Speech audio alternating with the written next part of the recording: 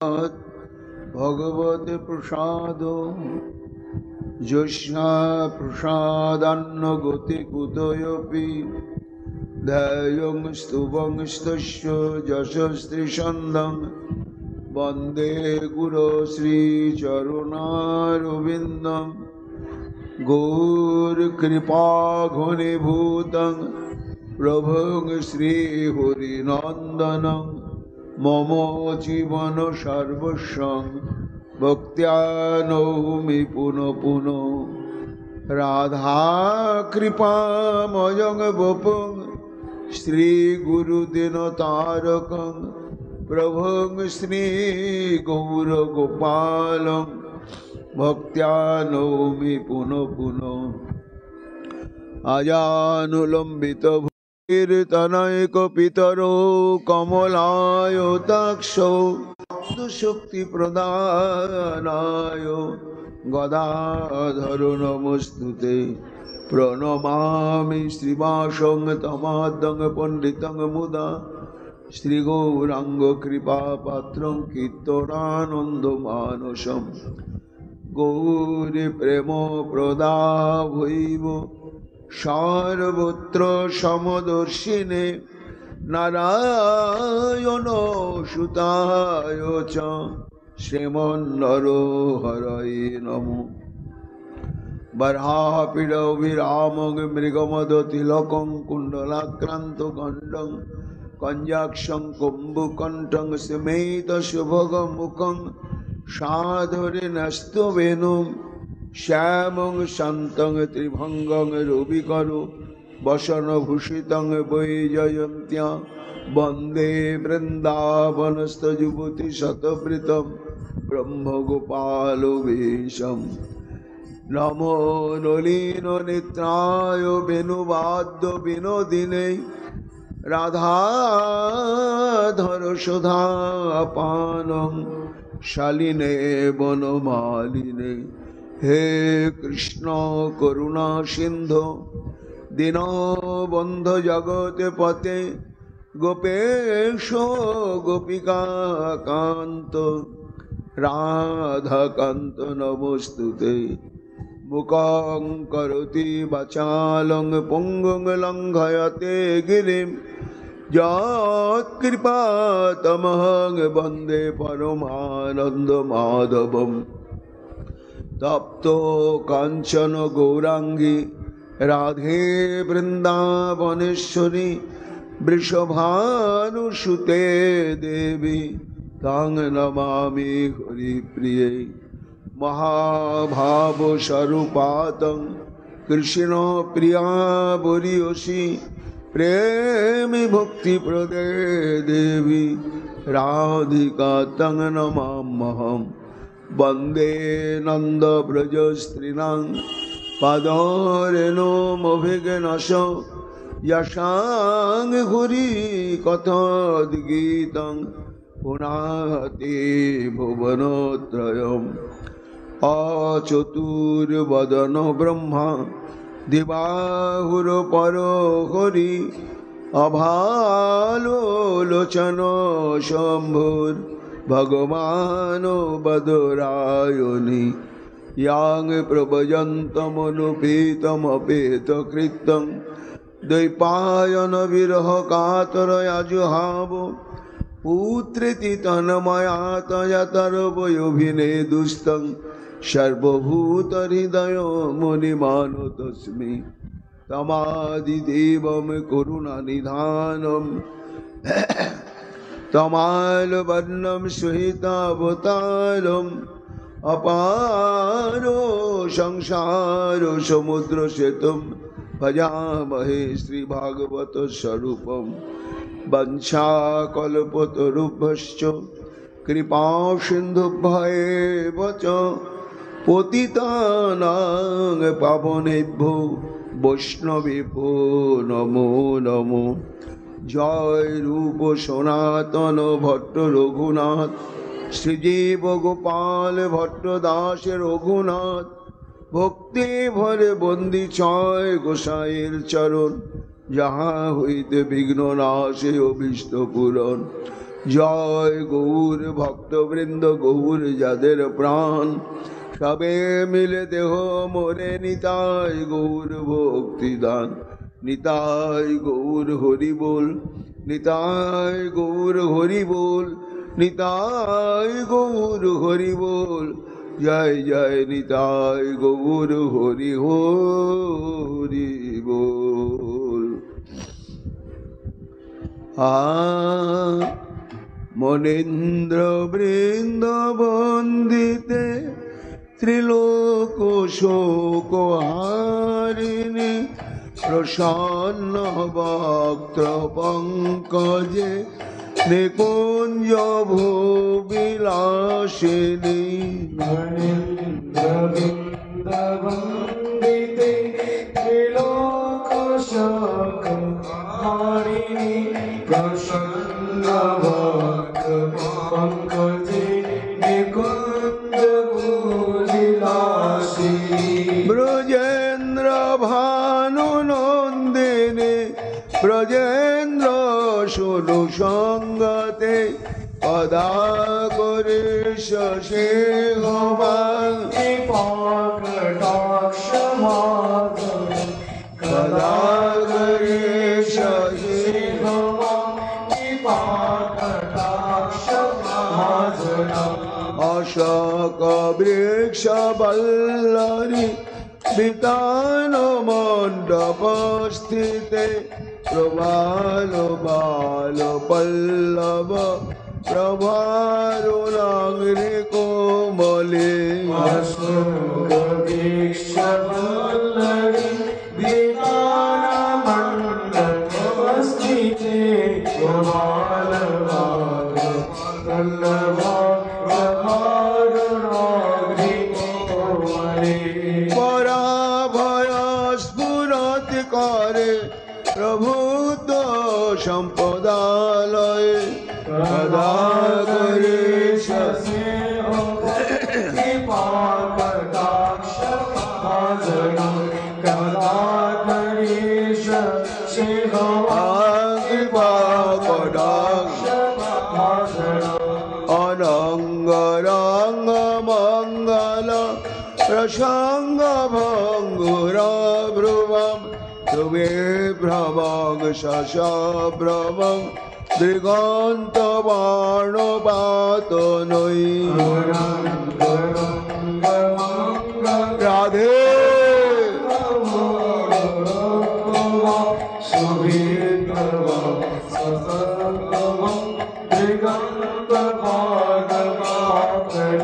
নিরন্তরং বশীকৃত প্রকৃত নন্দ নন্দনে, কদা করে শশী কৃপা কটাক্ষ ভাজন, কদা করে শশী কৃপা কটাক্ষ ভাজন। তড়িৎ সুবর্ণ চম্পক প্রদীপ্ত গৌর বিগ্রহে, মুখ প্রভা পরাস্ত কোটি শারদেন্দু মণ্ডলে। সুবর্ণ চম্পক প্রদীপ্ত গৌর বিগ্রহে, মুখ প্রভা পরাস্ত কোটি শারদেন্দু মণ্ডলে। বিচিত্র চিত্র সঞ্চারত চকর সবলোচনে, কদা করে শশী কৃপা কটাক্ষ ভাজন, কদা করে শশী কৃপা কটাক্ষ ভাজন। মদন মদাতি যৌবনে প্রমদ মানমণ্ডিতে, প্রিয়ানুরাগ রঞ্জিতে, কলাবিলাস পণ্ডিতে। মদাতি যৌবনে প্রমদমান পণ্ডিতে, প্রিয়ানুরাগ রঞ্জিতে, কলাবিলাস পণ্ডিতে। অনন্য ধন্য কুঞ্জরাজ কাম করে সজে ভবাগি বাগন সদা করে সজে ভবাগি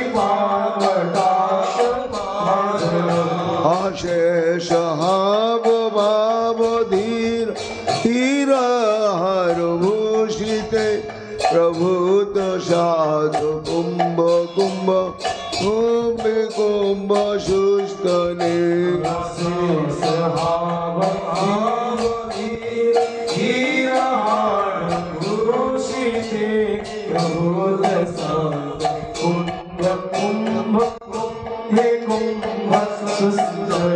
প্রশস্ত মন্দহাস্য চূর্ণ পূর্ণ সখ সাগরে সদাগরে সে ভাজনম কদা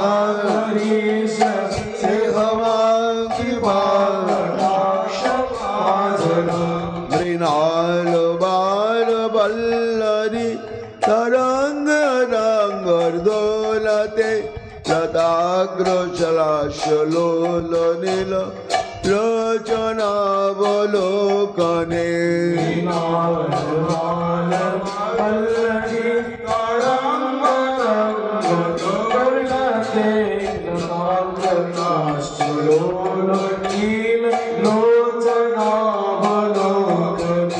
লালন লুলান মিলন মনজ্ঞ মুগ্ধ মোহনাশ্রয়ে সদাগরে সজে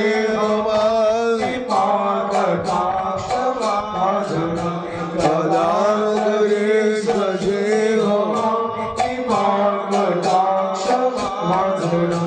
সুবর্ণ মালিকাঞ্চিতে রেখো কম্বুকণ্ঠকে ত্রিসূত্র মণ্ডলে গুণ রত্ন দীপ্তি দিদিতি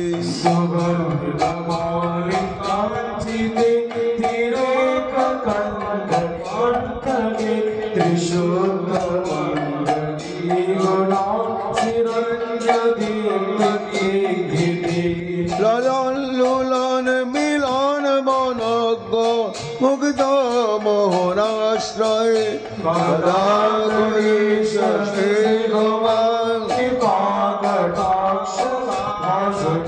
সদাগরে সজে রাধে সুবর্ণ মালিকাঞ্চিতে রেখো কম্বুকণ্ঠকে ত্রিসূত্র মণ্ডলে গুণ রত্ন দীপ্তি দিদিতি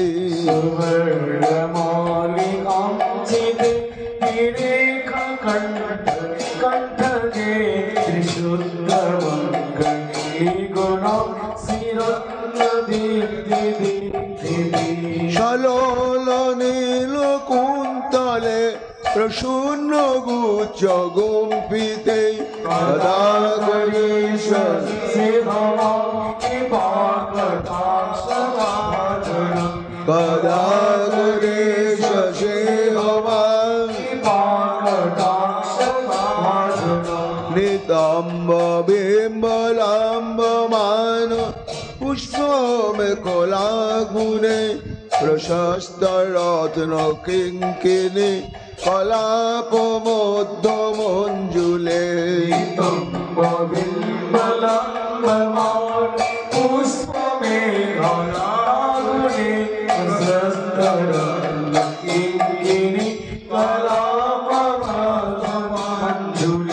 গরীন্দ্র সুন্দ দণ্ডিকাব রঘোষ গুরুকে সদাগরে সজে সদাগরে সজে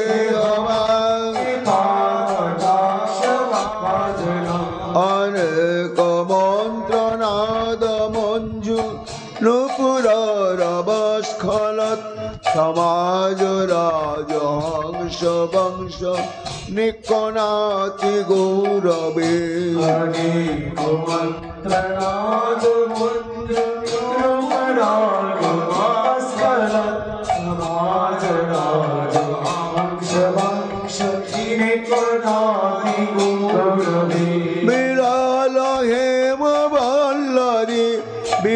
লম্বে চারু চক্রমে কদা গরিষ সেহমাং কৃপা কদাক্ষ ভাজনম কদা গরিষ সেহমাং অনন্ত কোটি বিষ্ণু লোক নম্র পদ্মজাচিতে হিমাদ্রি যা ফুলো ময়া ফিরিঞ্চি যা বড় প্রদে কোটি বিষ্ণু লোক নম্রপদ্মজাচিতে হিমাদ্রি যা ফুলো ময়া ফিরিঞ্চি যা বড় প্রদে অপার সিদ্ধি বৃদ্ধি দিগ্ধ সৎ পদাঙ্গুলি নখে কদা গরিষ সেহমাং কৃপা কদাক্ষ ভাজনম কদা গরিষ সেহমাং কৃপা কদাক্ষ ভাজনম মহেশ্বরী ক্রিয়েশ্বরী সুরেশ্বরী স্বদেশ্বরী ত্রিবেদ ভারতীশ্বরী প্রমাণ শাসনেশ্বরী মহেশ্বরী ক্রিয়েশ্বরী সুরেশ্বরী স্বদেশ্বরী ত্রিবেদ ভারতীশ্বরী প্রমাণ শাসনেশ্বরী রমেশ্বরী সমেশ্বরী প্রমোদ কাননেশ্বরী ব্রজেশ্বরী ব্রজাধিকে রাধিকে নমস্তুতি কদা গরিষ সেহমাং কদা গরিষ সেহমাং কটাক্ষ ভাজ রাধা রানী কি জয় अपार करुणामयी राधा रानी की जय प्रेम भक्ति प्रदायिनी राधा रानी की जय जय जय श्री राधे श्याम रामदास ठाकुर सुंदरानंद दास गदाधर मुरारी कमला करो সদাশিবী পুরন্দর কলিযুগ পাবন অবতার প্রেম পুরুষোত্তম ভগবান শ্রী চৈতন্য মহাপ্রভুর অতীব অন্তরঙ্গ প্রিয় পরিকর কৃষ্ণ ভক্ত চূড়ামণি কবিকুল মুকুটমণি परम पूज्य पाद श्रीमद कृष्णदास कविराज गोस्वामी तार श्री श्री चैतन्य चरितामृत ग्रंथे अंतलीलाय षष्ठ परिच्छेदे रघुनाथ दास गोस्वामी पाद के श्रीमन महाप्रभु कृपा करलेन সেই বিস্তৃত বিবরণ ক্রমানুসারে বর্ণনা করছি। আমরা গতকাল শ্রবণ করেছি যে দাস গোস্বামী পাদ মহাপ্রভুর চরণে নিষ্কপট অনুরাগ পোষণ করা সত্ত্বেও কেন তিনি বারংবার অকৃতকার্য হচ্ছেন, সংসার ত্যাগ করেও আবার ফিরে আসতে হচ্ছে। এর কারণটা অনুসন্ধান করে দাস গোস্বামী পাদ অনুভব করলেন যে একমাত্র নিতাই চাঁদের কৃপা থেকে বঞ্চিত থাকার জন্যই তিনি এত অকপট চিত্তে অনুরাগের পথকে অবলম্বন করা সত্ত্বেও তিনি যেতে পারছেন না। সেই প্রসঙ্গই কবিরাজ গোস্বামী পাদ বর্ণনা করছেন। শুনতে হবে আমাদের মহাপ্রভুর কথা। কবিরাজ গোস্বামী পাদ বলেছেন, ভব সিন্ধু তরিবারে আছে যার চিত্ত, শ্রদ্ধা করি শোনো এবে চৈতন্য চরিত। হে ভক্তগণ, এই ভব সমুদ্র মানে সংসার সমুদ্র, এই সংসার সমুদ্রের স্বরূপ কি না অনন্ত দুঃখময় অসুখম। ভগবান শ্রীকৃষ্ণ গীতায় অর্জুনকে বললেন যে ইহলোক বা সংসার অসুখম, এখানে সুখ নেই, দুঃখ। কিন্তু কি অদ্ভুত, মায়ার দ্বারা প্রভাবান্বিত হয়ে দুঃখকে সুখ মনে করে পড়ে আছে।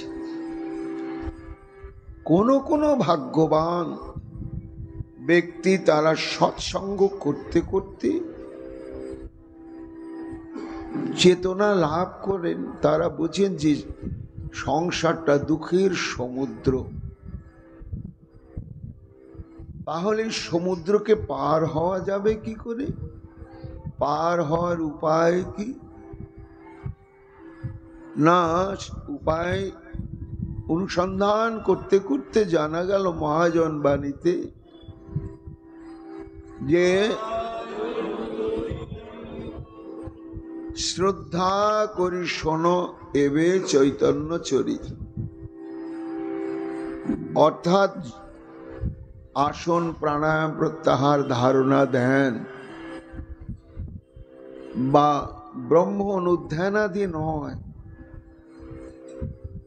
এই ভব সমুদ্রকে অতিক্রম করার সহজতম পথই হচ্ছে শ্রদ্ধা করি শোনো এবে চৈতন্য চরিত। শ্রদ্ধার সঙ্গে, শ্রদ্ধা শব্দে কি বুঝায় না, শ্রদ্ধা শব্দে কবিরাজ গোস্বামী পাদ বলেছেন, শ্রদ্ধা শব্দে বিশ্বাস কহে সুদৃঢ় নিশ্চয়, কৃষ্ণ ভক্তি কইলে সর্বকৃত্য হয়। অর্থাৎ বিশ্বাস নয়, দৃঢ় বিশ্বাস নয়, সুদৃঢ় বিশ্বাস, একেই বলা হয় শ্রদ্ধা। তো কার প্রতি সুদৃঢ় বিশ্বাস? নামের প্রতি, গুরু বৈষ্ণবের প্রতি, ধামের প্রতি, শ্রী ভগবানের প্রতি, শাস্ত্রের প্রতি। এই বিশ্বাস করতে হবে কি না, শাস্ত্র বলে দিয়েছেন যে হে ভব সমুদ্রে নিমজ্জিত দুঃখে জর্জরিত জীবগণ, যদি ভব সমুদ্রকে অতিক্রম করতে ইচ্ছা হয় তাহলে একটা নৌকো আছে, সে নৌকোতে তুমি ওঠো। অর্থাৎ নৌকোকে অবলম্বন করো। সেই নৌকোটার পরিচয় কি না, সেই নৌকোটার পরিচয় হচ্ছে আমার গৌর গোবিন্দের লীলা কথা। শ্রদ্ধা করি শোনো এবে চৈতন্য চরিত।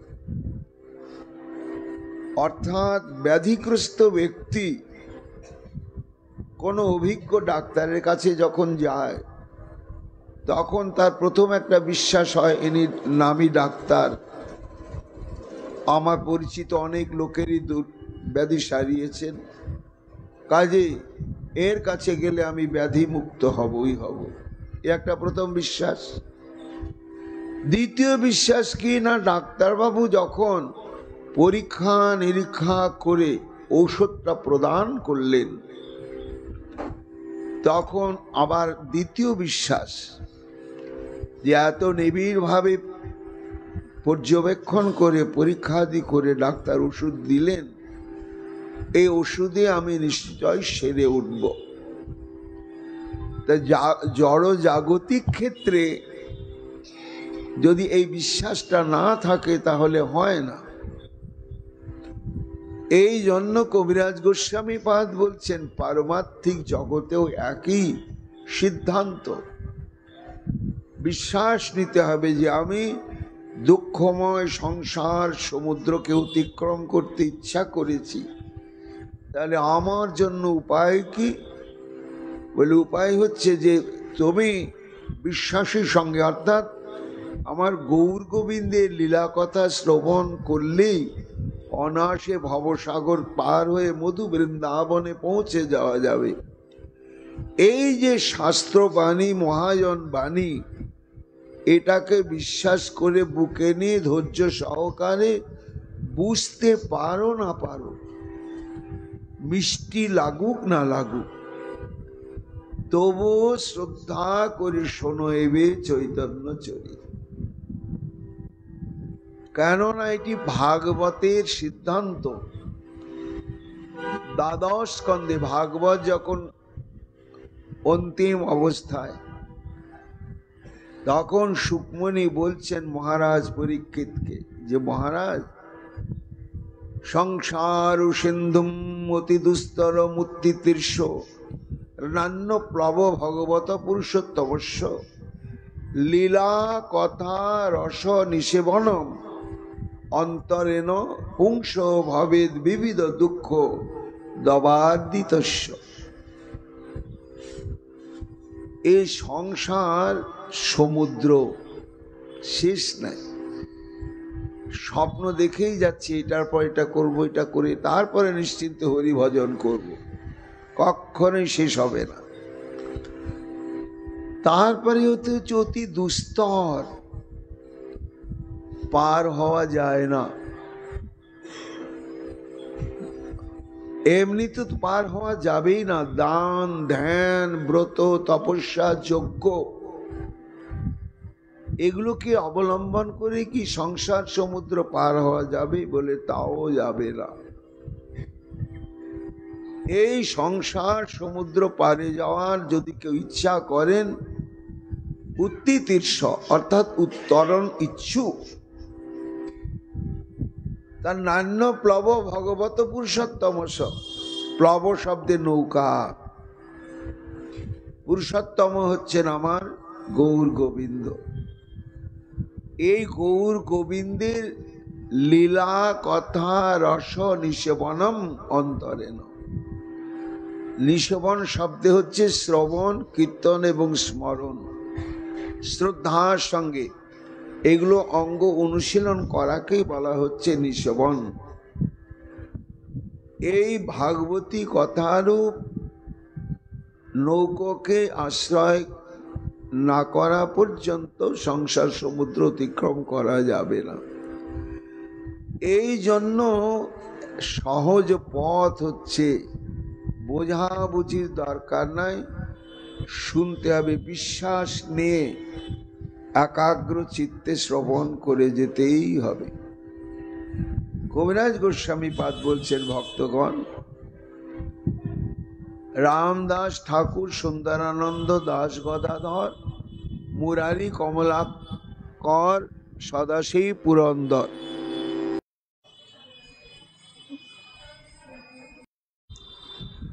আমরা গতকাল শ্রবণ করেছি যে লোকনাথ দাস গোস্বামী বুঝতে পারলেন যে নিতাই চাঁদের কৃপা ব্যতিরেকে কখনো চাঁদ, এবং দণ্ড দিলেন যে আমার সঙ্গে যত ভক্তগণ আছেন এবং আসবেন সবাইকে তুমি উত্তমভাবে দধি চিড়া ভোজন করাবে।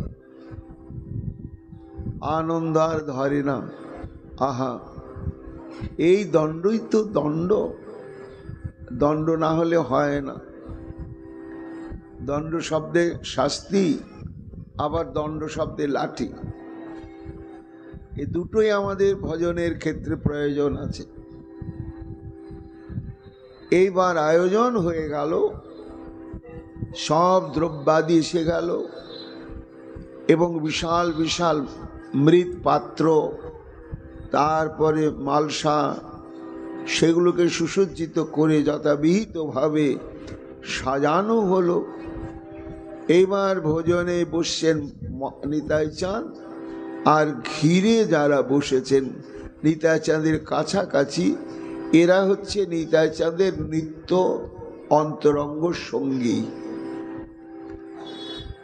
এই যাদের নাম বলা হলো, রামদাস ঠাকুর, সুন্দরানন্দ দাস, গদাধর, মুরারি, কমলাকর, সদাশিব, পুরন্দর, ধনঞ্জয়, জগদীশ, পরমেশ্বর দাস, মহেশ, গৌরীদাস, হরকৃষ্ণ দাস, উদ্ধারণ দত্ত আদি যত নিজজন, অর্থাৎ মহাপ্রভুর শ্রীমন নিতাই চাঁদ মহাপ্রভুর আদেশ মাথায় করে শ্রীক্ষেত্রে থেকে যখন গৌরবঙ্গের দিকে এলেন, তখন এরা সঙ্গী ছিলেন এবং শেষ পর্যন্ত নিতাই চাঁদের শেষ পর্যন্ত এরা সঙ্গী ছিলেন।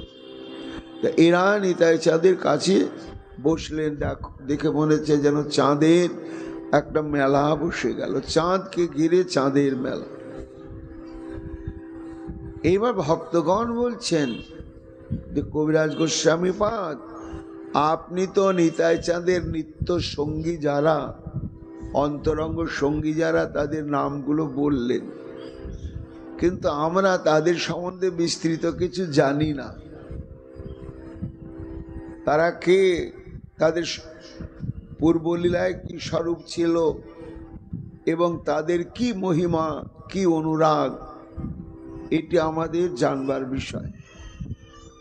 তাই ধারাবাহিক লীলা বর্ণনার পূর্বে আপনি নিতাই চাঁদের নিত্য সঙ্গী যে সমস্ত পরিকরের নাম বললেন, অনুগ্রহ করে যদি পরিচয় একটু বলা যেত তাহলে আমরা কৃতকৃতার্থ হতাম। তখন কবিরাজ গোস্বামী পাদ বলছেন, হ্যাঁ ভক্তগণ, তাদের সম্বন্ধে আমাদের জানা দরকার, তাতে অনেক অজানা কথাও জানা যাবে। তাহলে ভক্তগণ, আমি প্রথম বলেছিলাম যে নিতাই চাঁদকে ঘিরে প্রথম যিনি বসে আছেন তার নাম হচ্ছে রামদাস। তার মানে রামদাসই বুঝতে হবে নিতাই চাঁদের অত্যন্ত প্রিয়জন। কে রামদাস, কি তার মহিমা, এবং এই লীলায় যিনি রামদাস, ব্রজলীলায় তিনি কে ছিলেন, এটা আমাদের জানার বিষয়। সেই সম্পর্কে বলা হচ্ছে কবিরাজ গোস্বামী পাদ যে, হে ভক্তগণ, এই রামদাসের পুরো নাম হচ্ছে অভিরাম ঠাকুর। অভিরাম ঠাকুর, যার শ্রীপাঠ হচ্ছে খানাকুল, হুগলি জেলায় খানাকুলে। সেখানে তার সেবিত গোপীনাথ, প্রকটিত বিগ্রহ গোপীনাথ রয়েছেন এবং তিনি দ্বার পরিগ্রহ করেছিলেন। তার সহধর্মিণীর নাম হচ্ছে মালিনী দেবী। সেই সম্পর্কে ভক্তি রত্নাকর কি বলছেন এই অভিরাম ঠাকুর সম্পর্কে? না, শ্রী ঠাকুর অভিরাম গুণেরও আলয়, তোমারে করিবে অনুগ্রহ অতিশয়। অভিরাম গোস্বামীর প্রতাপ প্রচন্ড, যারে দেখি কাঁপে সদায় দুর্জয় পাষণ্ড। শ্রীনিবাস আচার্য প্রভু অভিরাম ঠাকুরের কৃপাশীর্বাদ নেওয়ার জন্য আগ্রহী হয়েছিলেন। সেই সময় তখন ঠাকুর নরহরি বললেন যে, চিন্তা করো না শ্রীনিবাস, অভিরাম ঠাকুর গুণের আলয়, তোমারে করিবে অনুগ্রহ অতিশয়। অভিরাম গোস্বামীর প্রতাপ প্রচন্ড, এত তার প্রভাব, যারে দেখি কাঁপে সদায় দুর্জয় পাষণ্ড। কেমন আবেশে থাকেন তিনি? নিত্যানন্দ আবেশে উন্মত্ত নিরন্তর, জগতে বিদিত যার কৃপা মনোহর। সর্বশাস্ত্রে পণ্ডিত পরম মনোরম, নিত্য গীত বাদ্যে বিশারদ নিরূপম। অভিরাম ঠাকুর যেমন নাচতে পারতেন, তেমনি গাইতে পারতেন এবং বাজাতে পারতেন। প্রভু নিত্যানন্দ বলরামের ইচ্ছাতে করিল বিবাহ বিজ্ঞ বিপ্রের গৃহেতে। এইভাবে মহাজন পরম্পরায় একটি সিদ্ধান্ত আছে যে এই অভিরাম ঠাকুর হচ্ছে ব্রজের শ্রীদাম সখা। শ্রীদাম সখা তা তিনি দাপর যুগে লুকোচুরি খেলায় আত্মগোপন করেছিলেন, আর সেই সময় লীলা অবসান হয়ে যায়। তখন তিনি ওইভাবেই আত্মগোপন ভাবেই থেকে যান, যথাবস্থিত ভাবে। এইবার দাপর যুগ শেষ হয়ে গিয়ে কলিযুগ আরম্ভ হয়ে গেল। 4-5 হাজার বছর অতিবাহিত হয়ে গিয়ে চৈতন্য মহাপ্রভুর আগে নিতাই চাঁদের আবির্ভাব ঘটল। তখন নিতাই চাঁদ সন্ন্যাস গ্রহণ করে সর্বতীর্থ পর্যটন করতে করতে করতে করতে শ্রীধাম বৃন্দাবনে গিয়ে উপস্থিত হলেন এবং শ্রীকৃষ্ণের জন্য ব্যাকুল হলেন। কেঁদে কেঁদে সর্বত্র বনে বনে, গোবর্ধনের তটে, যমুনার তীরে তীরে সর্বত্র ব্যাকুল হয়ে কৃষ্ণকে অনুসন্ধান করছেন। দৈবক্রমে সেই গুহাবাসী শ্রীদাম বেরিয়ে পড়েছেন। তা দাপর যুগের মানুষের চেহারা কলিযুগের মানুষের চেহারা চাইতে অনেক লম্বা, এটা শাস্ত্রে উল্লেখ আছে। এখন বলরামচন্দ্র তো চিনতে পারলেন, আর এটাই তো শ্রীদাম। শ্রীদাম তা বলাই দাদা দেখে চিনতে পেরেও পাচ্ছে না, কেন খর্বাকৃতি। তারপরে পরিচয় পেলেন দুজনার, আরম্ভ আনন্দ ধরে না। বলে কানা এসেছে নবদ্বীপে, চলো তোমাকেও যেতে হবে, কিন্তু এত বড় বিগ্রহ নিয়ে তুমি যদি জনসমাজে চলাফেরা করো, তোমাকে দেখে সবাই ভয় পাবে। তখন এরকম আছেন যে নিতাই চাঁদ বলরাম স্বরূপটি প্রকট করলেন। তিনি যে বলরাম, এই স্বরূপটি প্রকট করে লাঙ্গল দিয়ে শ্রীদামের কাঁধে নিচের দিকে টেনে দিলেন। আর যে নিচের দিকে টেনে দিলেন, তখন কলিযুগের 3.5 হাত মানুষের মতো চেহারা হয়ে গেল। শ্রীদামে নিতাই চাঁদ নাম রাখলেন, এই লীলায় তুমি অভিরাম। আগে তুমি শ্রীদাম ছিলে, অভিরাম। চলো গৌরী যেতে হবে, সেখানেই প্রাণের ভাইয়া আমার প্রকটিত হয়েছেন। সেই নিতাই চাঁদের কৃপাতেই শ্রীদাম এই অভিরাম নাম ধরে গৌড়ে এলেন। করিল বিবাহ বিজ্ঞ বিপ্রের গৃহেতে। সে অভিরামের পত্নী নাম শ্রীমালিনী, তাহার প্রভাব যত কহিতে না জানি। ওহে শ্রীনিবাস, ঠাকুর অভিরাম কৃষ্ণ লীলা কালে প্রসিদ্ধ শ্রীদাম, এবং তার অলৌকিক কেমন শক্তি ছিল সেই প্রসঙ্গে বলা হচ্ছে। একদিন প্রেমানন্দে মত্ত অভিরাম করয়ে নর্তন সে ভঙ্গিমা অনুপম। লীলার আবেশে আনন্দে নৃত্য করছেন, সক্ষ রসাবেশে বংশী বাজাইতে চায়, ইতি উতি ফিরে নিজ বংশী নাহি পায়। পূরবের লীলার কথা মনে পড়েছে। এইবার বাঁশি বাজাবেন। আমরা তো জানি কৃষ্ণের বাঁশির কথা, কিন্তু না, বাঁশি এবং সিঙ্গা অন্যান্য সখাদেরও ছিল, প্রত্যেকেরই ছিল, কিন্তু কৃষ্ণের বাঁশিটি অনন্য সাধারণ, তার মহিমাই সর্বশাস্ত্রে প্রচারিত হয়েছে।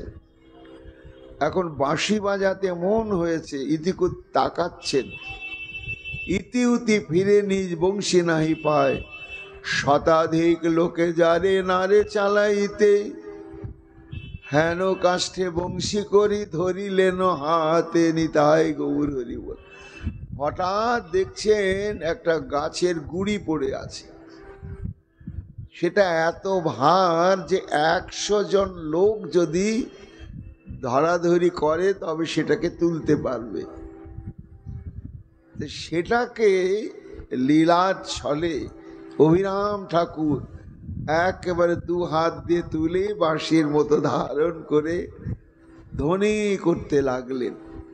তাহা দেখি সবে মহা বিস্মিত হইলা, মধ্যে মধ্যে ওইসে যার অলৌকিক লীলা। এবং তার একটা চাবুক ছিল, সেই চাবুক সম্পর্কে বলা হচ্ছে, শ্রী জয় মঙ্গল নামে চাবুক তাহার, শ্রীনিবাস অঙ্গে স্পর্শাইলা 3 বার।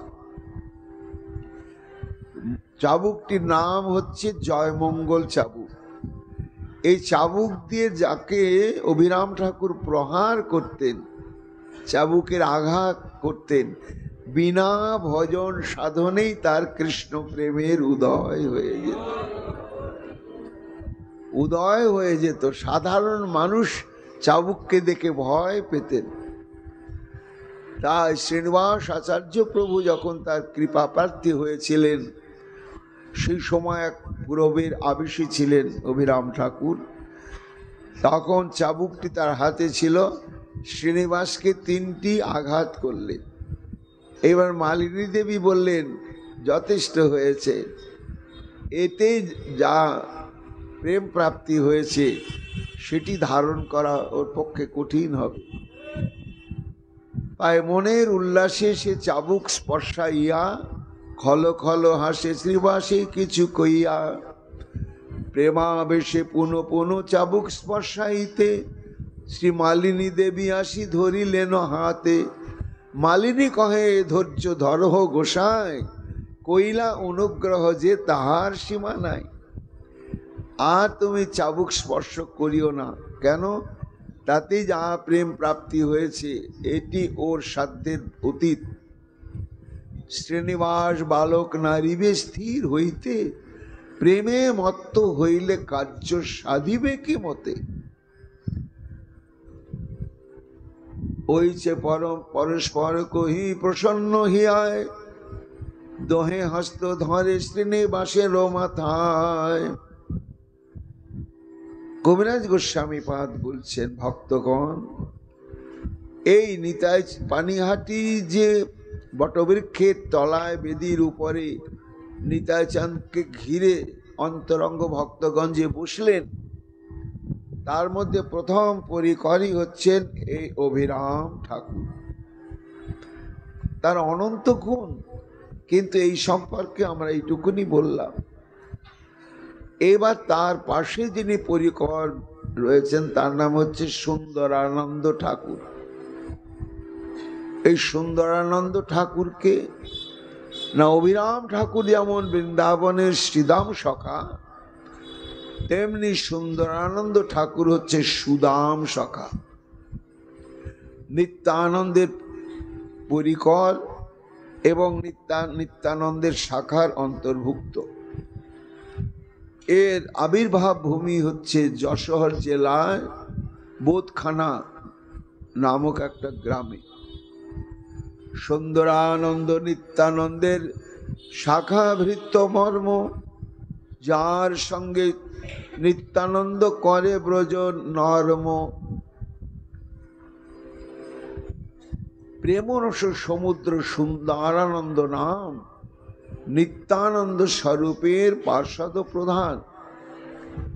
এই সুন্দরানন্দ ঠাকুর সম্পর্কে বৈষ্ণব বন্দনায় বলা হচ্ছে, সুন্দরানন্দ ঠাকুর বন্দিব বড় আসে, ফুটালো কদম্ব ফুল জাম্বিরের গাছে। পানিহাটিতে নিতাই চাঁদ 3 মাস ছিলেন ভাবনমাদ অবস্থায়।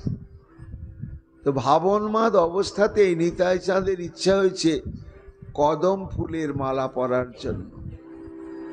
তাই পরিকরগণকে বলছে, আমার কদম ফুলের মালা পরাও, কদম ফুলের মালা পরাও। এখন প্রথম সমস্যা হচ্ছে কদম ফুলের সময় নয় সেটা, আর দ্বিতীয় হচ্ছে যেখানে নিতাই চাঁদ অবস্থান করছেন তার আশেপাশে কোনো কদম্ব বৃক্ষ নেই। তাহলে কদম্ব ফুলের মালা পরানো হবে কি করে নিতাই চাঁদকে? নিতাই চাঁদ কিন্তু ব্যাকুল হয়ে গিয়েছেন কদম ফুলের মালা পরার জন্য। তখন এই সুন্দরানন্দ ঠাকুর, নিতাই চাঁদের কৃপা বৈভব তার মধ্যে প্রকাশিত হলো। তখন তিনি সেই নিতাই চাঁদের কৃপা শক্তিতে একটা জম্বির বৃক্ষ, মানে জামির গাছ, এইবার তাকে যেই স্পর্শ করে জয় নিতাই বললেন, আর রাশি রাশি কদম্ব ফুল বিকশিত হয়ে গেল। তা হয় কখনো? কিন্তু নিতাই চাঁদের কৃপাতে সবই হয়।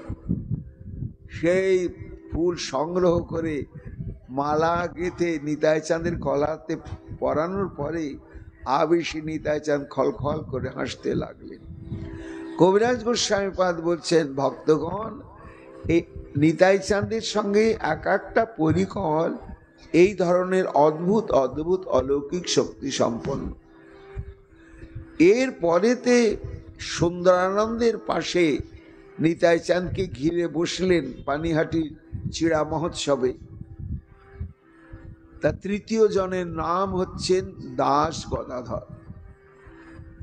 মহাপ্রভুর পরিকরের মধ্যে 2 জন গদাধর, একটা হচ্ছে পণ্ডিত গদাধর আর একটি হচ্ছে দাস গদাধর। এই দাস গদাধর হচ্ছে নিত্যানন্দের সঙ্গী,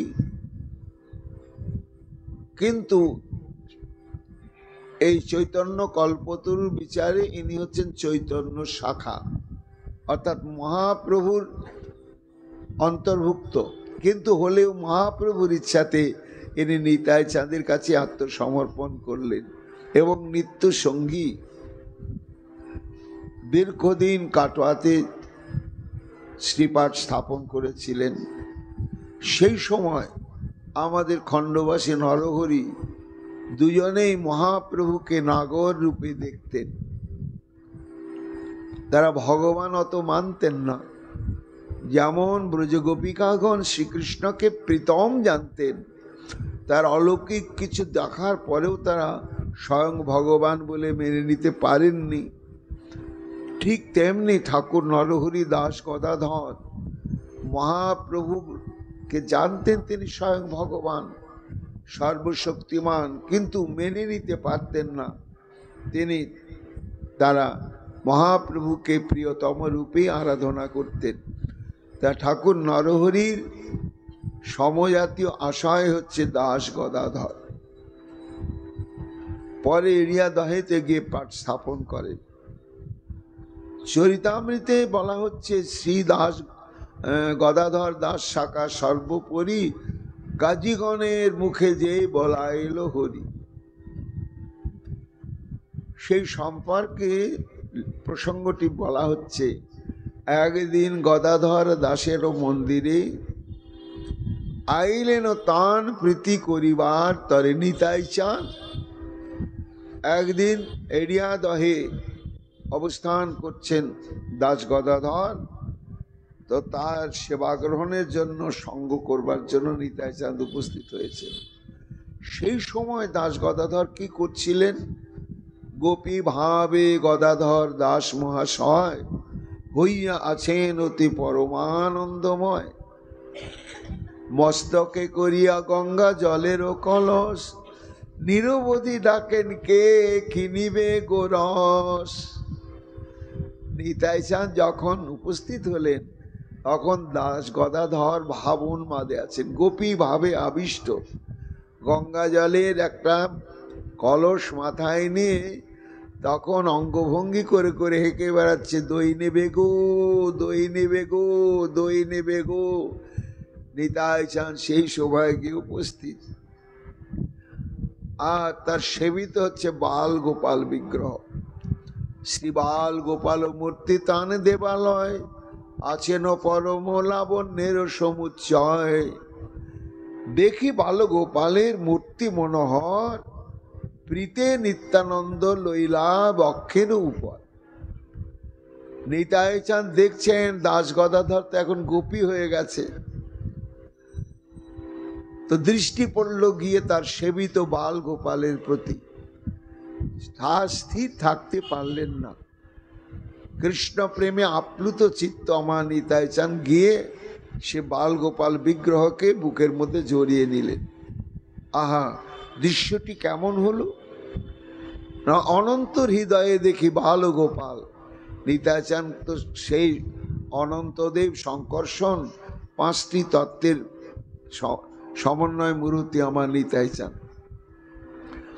সবাই সর্বজনে হরিধ্বনি করেন বিশাল, হুঙ্কার করিয়া নিত্যানন্দ মল্ল রায় করি দান খণ্ড গায়েন মাধবানন্দ ঘোষ, শুনি অবধূত সিংহ পরম সন্তোষ। অর্থাৎ দাস গদাধর তো দই নেবে গো, দই নেবে গো, এটা যেন দান কেন বাসে।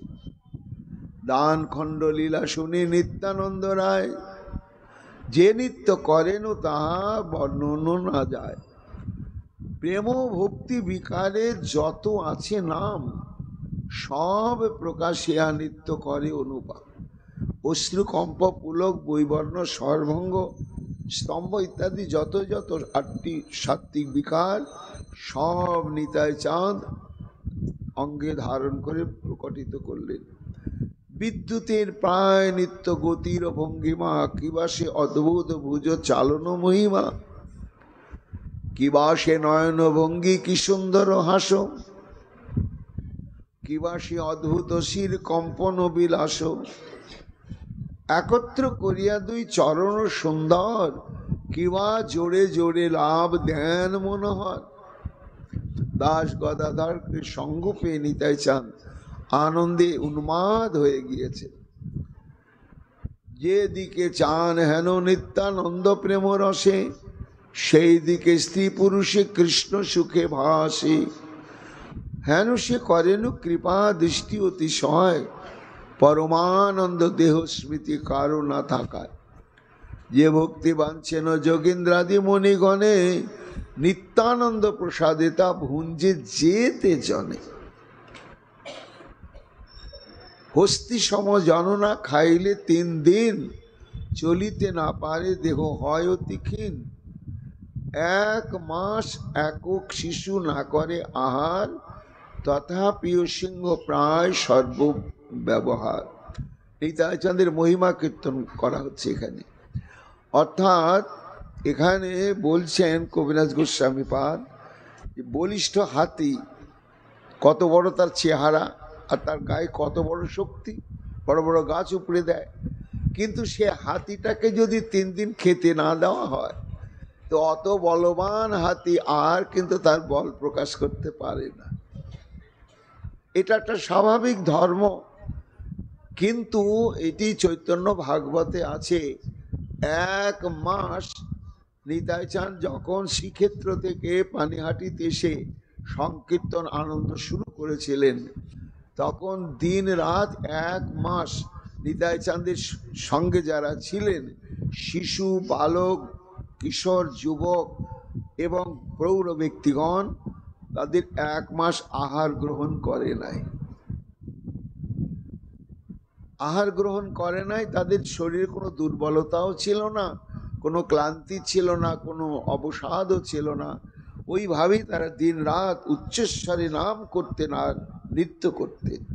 তাই 1 মাস 1 শিশু না করে আহার, তথাপি সিংহ প্রায় সর্বব্যবহার। হেন শক্তি প্রকাশেন নিত্যানন্দ রায়, তথাপি না বোঝে কেহ চৈতন্য মায়ায়। এই মতো কতদিন প্রেমানন্দ রসে গদাধর দাসের মন্দিরে প্রভু বসে। এইভাবে এড়িয়া দহতি নিতাইচাঁদ কিছুদিন ছিলেন। বাহ্য নাহি গদাধর দাসের শরীরে, নিরবধি হরি বল বোলায় সবারে। আবার গদাধর দাস গদাধরের মহিমার একটি দিকের কথা বলছেন, যে নিজে সবসময় হরি বলেন আর বলাবার চেষ্টা করেন। সবাই হরি বললে তার খুব আনন্দ হয়, সুখ হয়। সেই গ্রামে কাজী আছে পরম দুর্বার, কীর্তনের প্রতি দেশ করয় অপার। মুসলমান শাসনাধীন তখনকার বাংলা, কাজী মাঝে মাঝে একটা এলাকা ভিত্তিক শাসনকর্তা থাকতো, তাকে কাজী বলা হতো। তা দাস গদাধর যে এলাকাতে থাকেন সেই এলাকার যিনি শাসক কাজী, এবং সে একটু হিন্দু ধর্ম বিদ্বেষী, কীর্তনের প্রতি দেশ করে অপার। কিন্তু দাস গদাধরের মনে আজকে অন্যরকম ভাব। পরমানন্দে মত্ত গদাধর মহাশয় নিশা ভাগে গেলা সেই কাজীর আলয়। গভীর রাত্রিতে ভক্তগণ সঙ্গে করে হরিনাম করতে করতে দাস গদাধর কাজীর বাড়িতে গিয়ে হাজির। তো কাজীর সঙ্গে আগে থেকে চেনা জানা আছে। দাস গদাধরকে স্নেহ করতেন কাজী। এইবার যে কাজীর ভয়ে লোক পলায় অন্তরে, নির্ভয়ে চলিলা নিশা ভাগে তার ঘরে।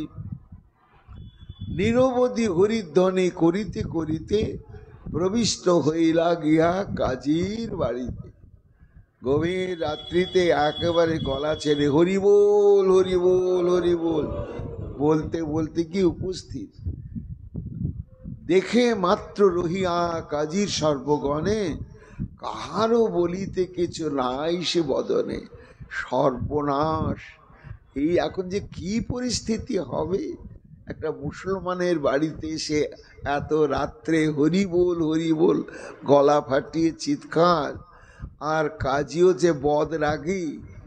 এখন যদি ঘুমটা ভেঙে যায় তাহলে কি পরিস্থিতি হবে কে জানে। তাই কাহারও বলিতে কিছু নাই সে গদাধর দাস গদাধরকে দেখেও ওরা কিছু বলতে পারছে না, আর কাজীর কাছে সংবাদ দিতেও পারছে না। কারো মুখে কিছু নাই সে বদনে। গদাধর বলে, ওরে কাজী বেটা কোথা? ঝাট কৃষ্ণ বলো নহে ছিন্দ তাও মাথা। এইবার সব পাহারাদার তাদেরকে বলছে, এই কাজী কোথায়?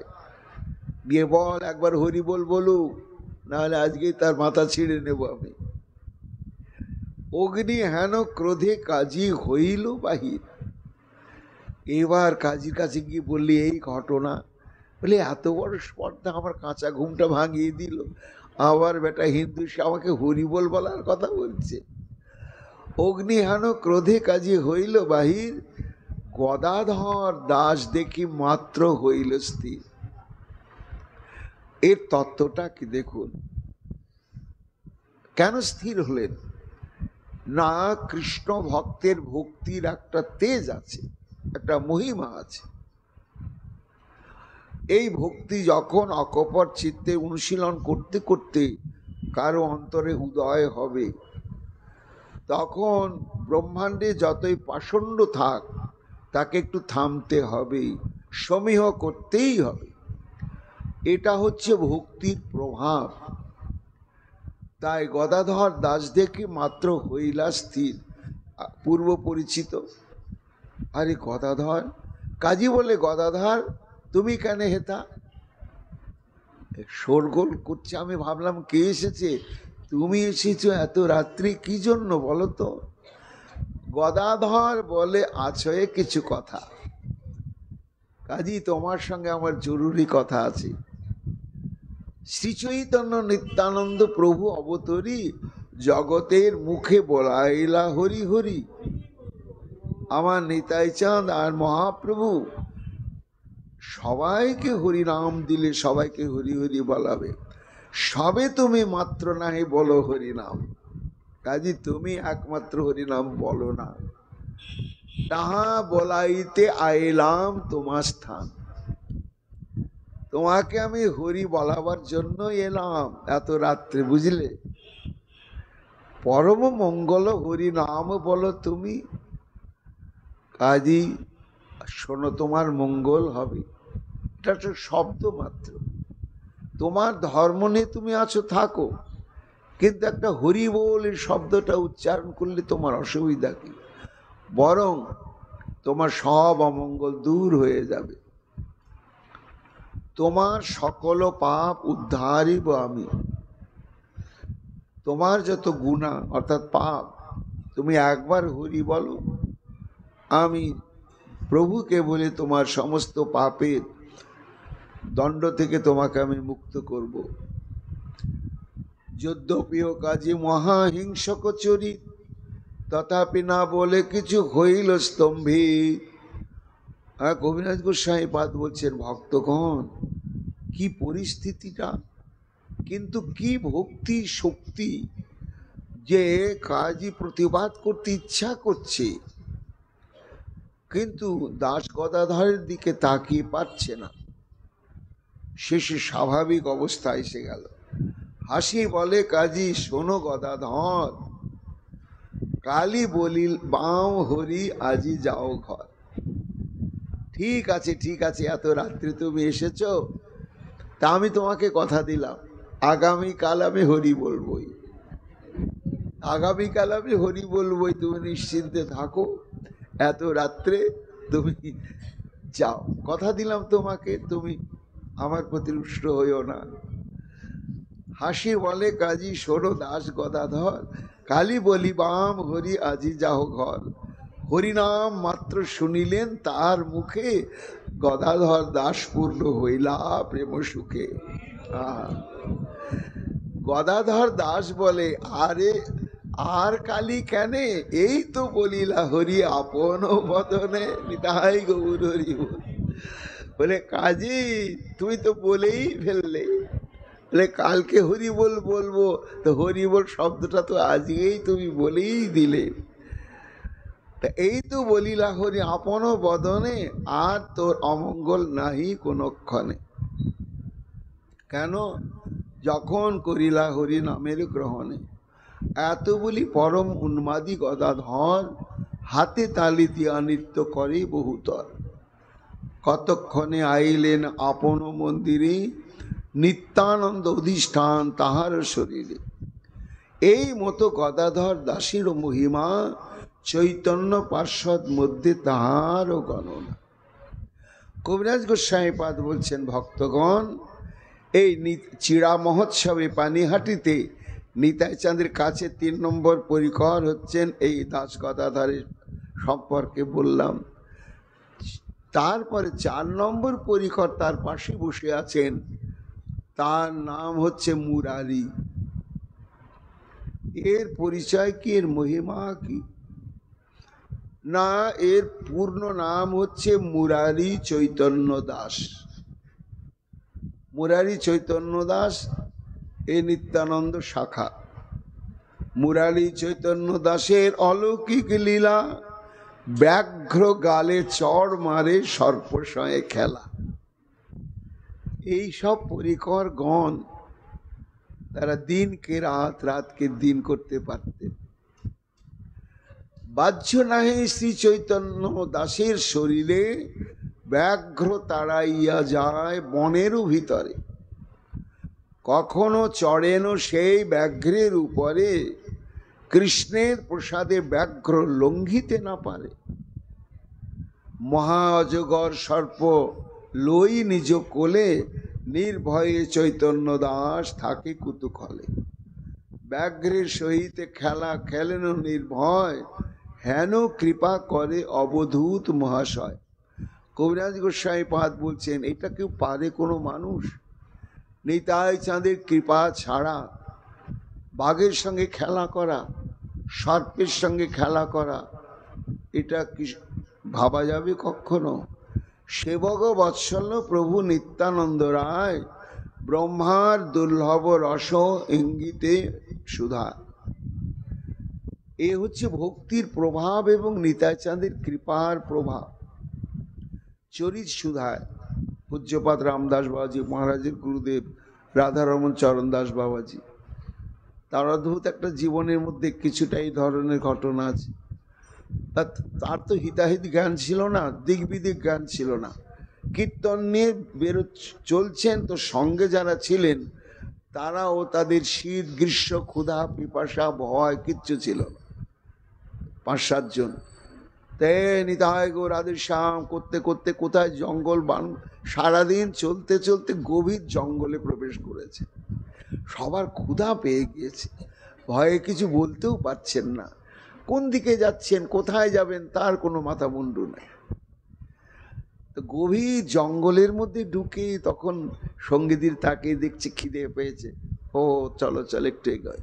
ছোট্ট একটা জলাশয়, তার পাশে একটা জরাজীর্ণ ইটের স্তূপ দিয়ে তৈরি একটা মন্দিরের মতো। তখন বললো এখানেই বিশ্রাম দাও, কীর্তন তোমরা হাত পা চোখ মুখ ধুয়ে দেখো তো ওখানে একটা প্রদীপ জ্বলছে, কি আছে? তা গিয়ে দেখছে যে হ্যাঁ একটা জরাজীর্ণ মন্দিরই বটে, ভেতরে প্রদীপ জ্বলছে আর শাল পাতা দিয়ে কি সব ঢাকা আছে। তা তুলে দেখছে একেবারে ঈষদ উষ্ণ খিচুড়ি আর তুলসী মঞ্জরি দেওয়া আছে প্রসাদ। তখন বলছেন বাবাজি মহারাজ দেখো নিতাই চাঁদের অশেষ কৃপা, যাও তোমরা সবাই মিলে নিয়ে এসো, সবাই আমরা মিলে ভোজন করি। এখন মহাপ্রসাদ তো ভোজন হলো, রাত্রিটা তো জঙ্গলের মধ্যে থাকতে হবে, আর চারিদিক থেকে নানা হিংস্র জন্তুর আওয়াজও আসছে।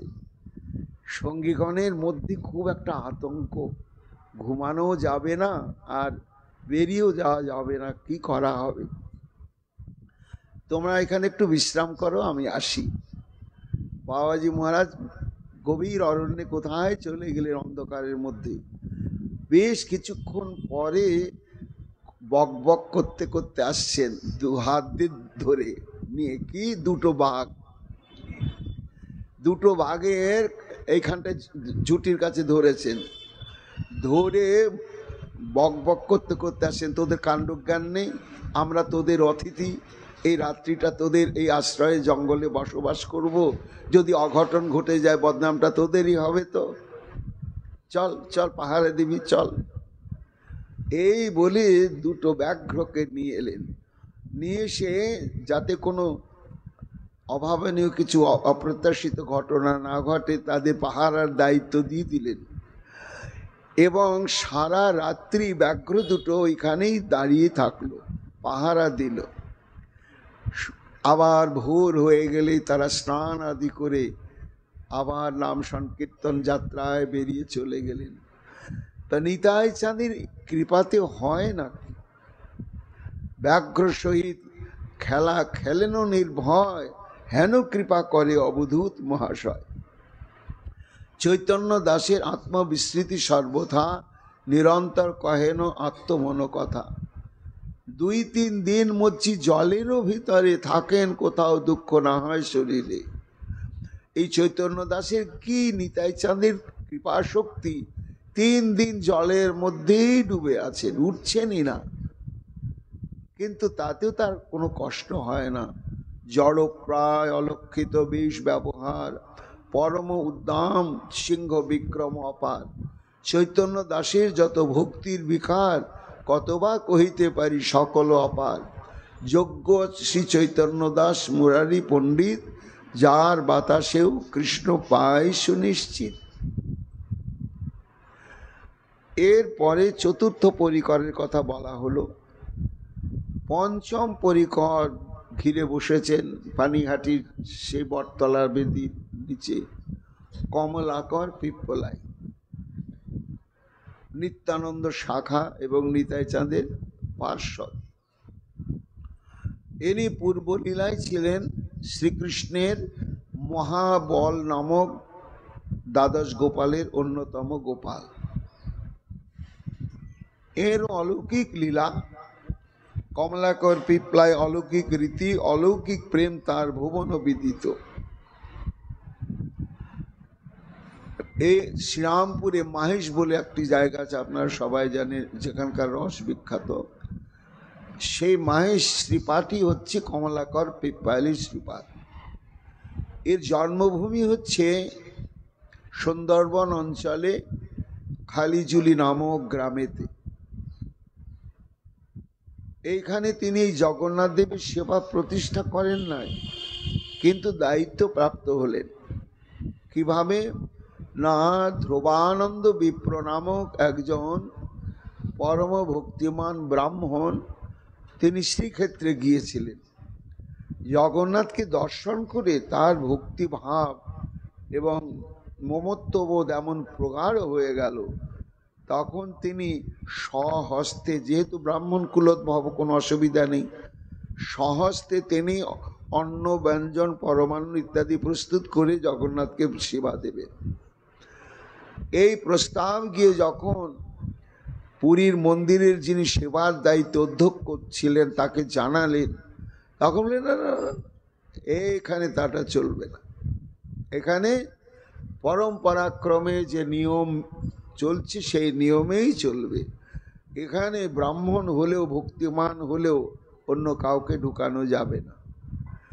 এবার বঞ্চিত হলেন, সারা রাত্রি কেঁদে কেঁদে কাটালেন এবং অনাহারে থাকলেন। যে জগন্নাথ, আমি তোমার ভোগ লাগাতে পারলাম না।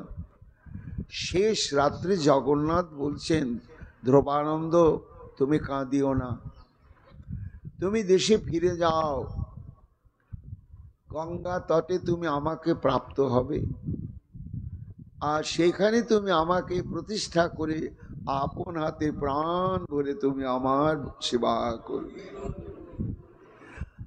তখন ওই মাহেশ গঙ্গার তীরস্থান, সেইখানে এসে তিনি নাম সংকীর্তন করছেন আর গঙ্গার দিকে তাকিয়ে আছে। তারপরে দেখছেন অদ্ভুতভাবেই তিনটি জগন্নাথ, বলদেব এবং সুভদ্রা বিগ্রহ ভাসতে ভাসতে যেখানে উনি নাম সংকীর্তন করছেন ওই কূলে এসে লেগে গেল। ধ্রুবানন্দের আনন্দ আর ধরে না। তখন যত্ন করে তুলে নিকটেই গভীর অরণ্য, তখন এত লোকালয় ছিল না, তাই পরিচিত ভক্তগণকে সংবাদ দিয়ে সেই স্থানটি পরিষ্কার পরিচ্ছন্ন করে সেখানেই জগন্নাথ, বলদেব এবং সুভদ্রাকে প্রতিষ্ঠা করলেন। করে রথযাত্রা শুভারম্ভ করলেন। ক্রমে ক্রমে জগন্নাথের মহিমা চারিদিকে প্রচার হতে শুরু করলো। কিন্তু ধ্রুবানন্দের মন বৃন্দাবনের জন্য ব্যাকুল হয়ে গেল। এমন ব্যাকুল হয়ে গেল, তখন জগন্নাথের কাছে কাঁদেন, ঠাকুর তোমাকেও ছাড়তে পারছি না, আর বৃন্দাবনকেও ছাড়তে পারছি না, তা আমি কি করি, একটা যোগ্য সেবক। এমন সময় এই কমলাকর পিপলায় তার উদাসীন হয়ে পরিভ্রমণ করতে করতে সেই স্থানে উপস্থিত হয়ে যান এবং ধ্রুবানন্দের সঙ্গে তার পরিচয় ঘটে। তাকে যোগ্য দেখে, সেও ব্রাহ্মণ কুল, রাঢ়ী শ্রেণী ব্রাহ্মণ কমলাকর পিপলায়, তাকে তখন সেই ভার, জগন্নাথ দেবের ভার অর্পণ করে তিনি শ্রীধাম বৃন্দাবনে চলে যান। মহাবল গোপাল যে ছিল বৃন্দাবনে, কমলাকর পিপলায় সেইখানে। এখানে বলা হচ্ছে যে বৃন্দাবনে কৃষ্ণের যে 12 জন মুখ্য রাখাল বা গোপাল, তাদের মধ্যে মহাবল নামক যে গোপাল, এই গোপালের নামই হচ্ছে কমলাকর পিপলায় গৌর লীলাতে। দিবারাত্র করে রাধাকৃষ্ণ গুণগান, নিত্যানন্দ প্রভু শাখা বৈষ্ণবের প্রাণ। গঙ্গার পশ্চিম তীরে মাহেশে রহিল, জগন্নাথ প্রতিমূর্তি নিত্য সেবা করিল। এরপরে নিতাই চাঁদের কাছে বসেছেন চিরা মহোৎসবের প্রসাদ গ্রহণের জন্য সদাশিব কবিরাজ। এই সদাশিব কবিরাজ থেকে আরম্ভ করে পরপর যারা আরো বসেছেন, আমরা আগামীকাল এদের চরিত্র এবং মহিমার কথা শ্রবণ কীর্তন করব। এখনকার মতো চরিতামৃত প্রসঙ্গ এখানেই বিশ্রাম লাভ করছে। নিতাই গৌর হরি বল, গৌর হরি বল, গৌর হরি।